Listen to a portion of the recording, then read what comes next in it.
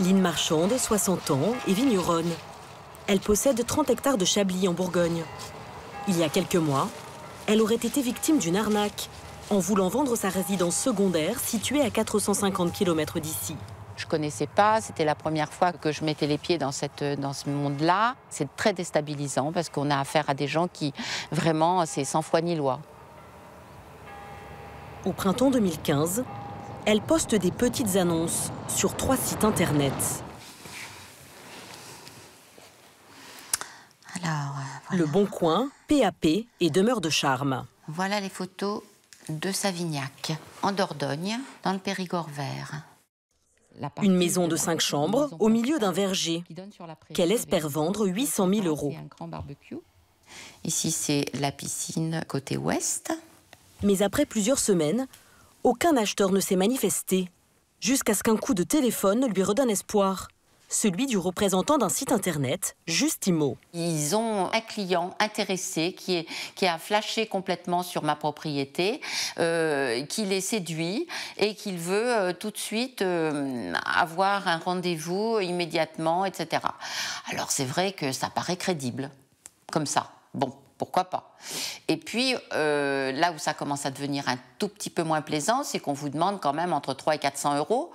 Parce que pour le dossier, pour toutes sortes de raisons. Elle paie 390 € pour être mise en relation avec le client. Mais elle n'aura jamais de nouvelles de ce mystérieux acheteur, ni de Justimo.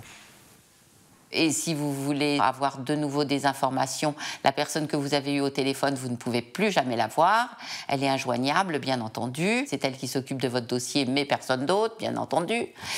Et voilà, donc on a affaire vraiment à de la pure arnaque. Lynn pense s'être fait avoir, mais ne signale pas les faits à la police. Par rapport au prix de vente de la propriété, 400 €, ça ne représente pas grand-chose. Donc bien entendu que je le sais parfaitement, enfin je suis professionnelle, je sais ce que c'est, les affaires, et porter plainte pour 400 €, ça mène à rien. Ça mène à rien, je le sais. C'est même pas la peine d'essayer. Ce qu'elle ignore, c'est qu'elle ne serait pas la seule à avoir vécu la même mésaventure. Elle aurait été victime d'une escroquerie à grande échelle. Dans la cité phocéenne, Parisa et Terry, eux, ont porté plainte pour des faits étrangement similaires. Ils attendent un enfant et cherchent un logement plus grand pour l'accueillir. Ils ont mis en vente leur appartement l'été dernier pour acheter une maison. La trentenaire, infirmière, et son compagnon, militaire, proposent leurs 3 pièces pour 200 000 € sur Internet. Comme Lynn, Parisa reçoit un coup de téléphone prometteur. Un agent immobilier du site Storimo aurait trouvé un acheteur qui s'intéresse à l'appartement et dispose du budget requis. C'était un pseudo Monsieur Martin qui allait se faire muter dans les 3 mois sur Marseille. Donc moi, tout me paraissait normal dans ce qu'elle me racontait. Au téléphone, la téléconseillère lui demande son numéro de carte bancaire et prétend qu'elle sera prélevée de 395 € uniquement si Monsieur Martin achète l'appartement. Donc j'ai insisté, j'ai demandé, j'ai dit est-ce que vous êtes sûr qu'elle ne sera pas prélevée? Ben voilà, étant enceinte, moi j'ai mis de l'argent de côté pour l'arrivée du bébé et voilà, je ne mets pas quasi 400 € sans qu'il y ait quelque chose derrière. Elle m'a dit non, ne vous inquiétez pas, les 395 ne seront prélevés qu'à l'acte de vente. Sur le coup, quand elle m'a raconté, j'ai dit putain c'est bien et tout, ça pourrait marcher, comme on ne débourse pas si c'est pas vendu. Mais quand ensuite elle m'a dit que ça a été prélevé, c'est là que j'ai commencé à avoir un soupçon. Contrairement à ce qui lui aurait été promis, l'argent est débité immédiatement.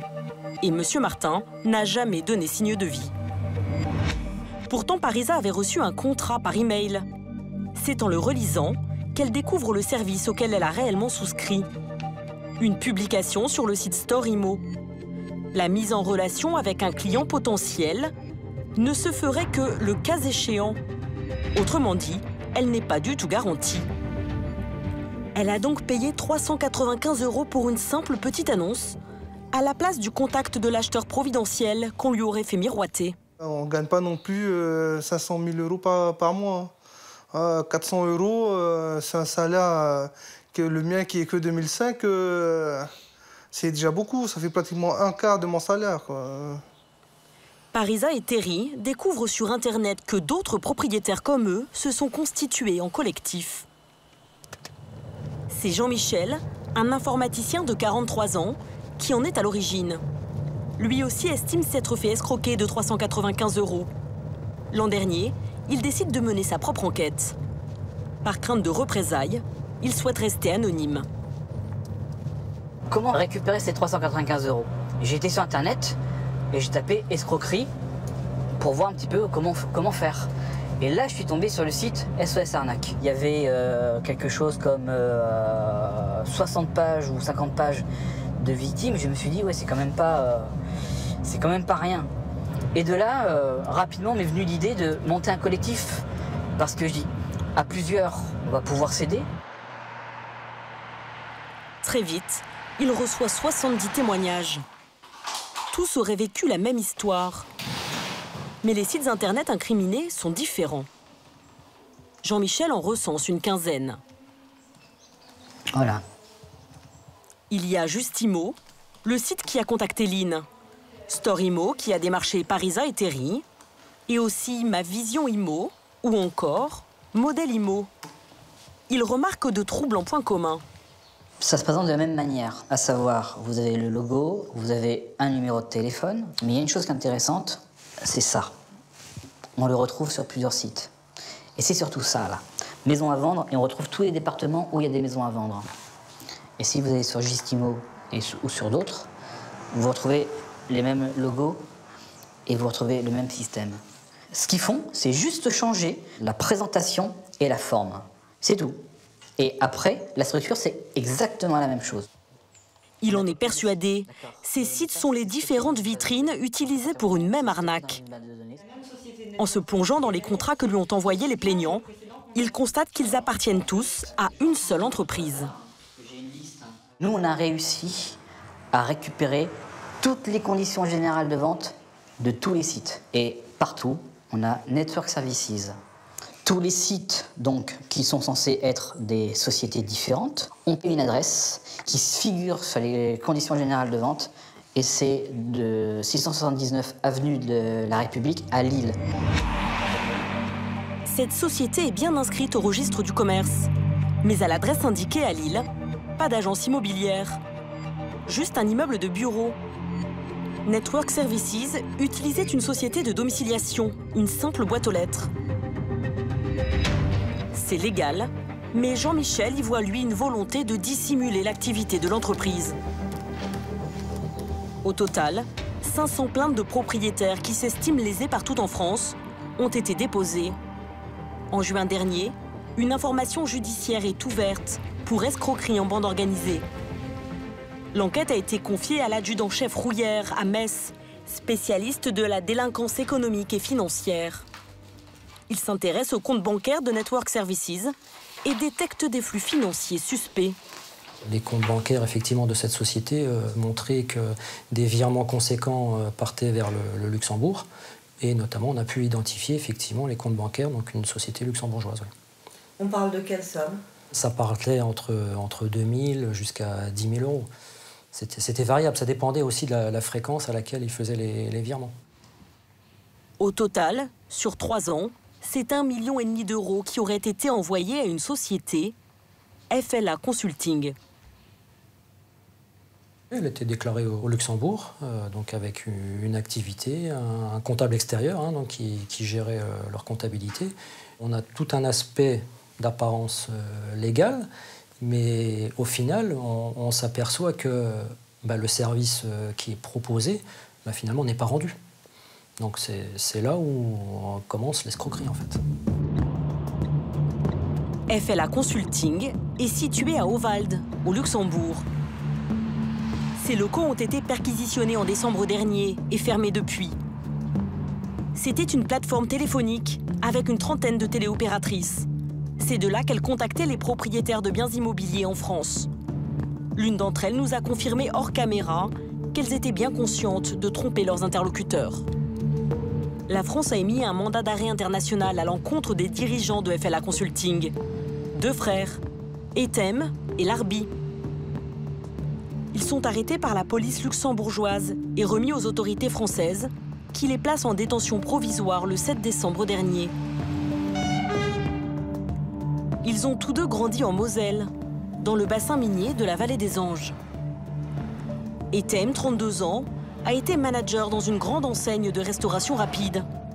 Son frère Larbi, 38 ans, aurait d'abord monté une entreprise de plâtrerie avant de se lancer sur le marché des sites immobiliers. Selon le procureur du tribunal de Metz, ils n'ont pas vraiment le profil de délinquants en col blanc. Ils sont connus au fichier des antécédents judiciaires pour des délits mineurs. Un recel de vol, abus de confiance, conduite sans permis, des choses comme ça, quoi, des trucs. On a quand même, dans le cadre des perquisitions et saisies au titre de voie criminelle, déjà 2 véhicules style Porsche Cayenne, BM X3. Et un des 2 reconnaissait avoir une rémunération de 9 000 € par mois. C'est assez lucratif quand même. Face aux juges d'instruction, les 2 frères nient toute pratique délictueuse. Mais pour le procureur, les faits semblent avérés. C'est le mode opératoire qui caractérise l'infraction. Des sociétés éphémères, des gérants de paille, prête-nom, des sièges sociaux qui sont des sièges fictifs, des boîtes aux lettres. Donc on voit nettement que ça a été monté pour, à partir d'une multiplicité de petites actions, obtenir un grand flux financier. Donc tout cet ensemble caractérise bien une volonté d'escroquer un grand nombre de personnes. Selon maître Thomas Ellenbrandt, l'avocat de Larbi, son client n'a rien à faire en détention. Il ne s'agit pas d'escroquerie, tout au plus de petits différends commerciaux. Manifestement, le nombre de plaintes démontre une insatisfaction de la clientèle. D'accord. Regardez aujourd'hui un site de voyance. Vous pouvez aller sur un site de voyance et ne pas être content de ce qu'on vous y propose, d'accord ? Regardez aujourd'hui un site de publicité. Vous pouvez déposer une publicité et être mécontent du nombre de personnes qui ont pu la consulter. Alors il y a peut-être des gens qui sont mécontents. Est-ce que pour autant ça constitue une infraction pénale ? À mon sens, rien ne le prouve pour l'instant. L'instruction est toujours en cours. Si les charges d'escroquerie en bande organisée sont retenues, son client risque 10 ans d'emprisonnement et 1 million € d'amende. En attendant, la maison de Lynn est toujours à vendre. La vigneronne l'a désormais confiée à une agence immobilière qui a pignon sur rue dans son village. Elle n'a rien payé pour ce service. Comme le veut la loi, l'agent immobilier ne percevra une commission qu'en cas de vente. Merci. C'est chaud. De leur côté, Parisa et Terry sont toujours dans leurs 3 pièces. Cet épisode les a traumatisés. Pour nous, l'arrivée du bébé, c'était redémarrer une nouvelle vie. Donc là, tout est tombé à l'eau. On redémarre rien du tout parce qu'on est toujours dans l'appartement qu'on voulait vendre. Voilà. Et qu'on n'a pas réussi grâce à ces escrocs. Et que vous ne voulez plus vendre parce que vous avez peur. C'est ça, c'est ça. Malgré tout, ils ont réussi, comme une poignée d'autres plaignants, à se faire rembourser les 395 € grâce à l'assurance de leur carte bancaire.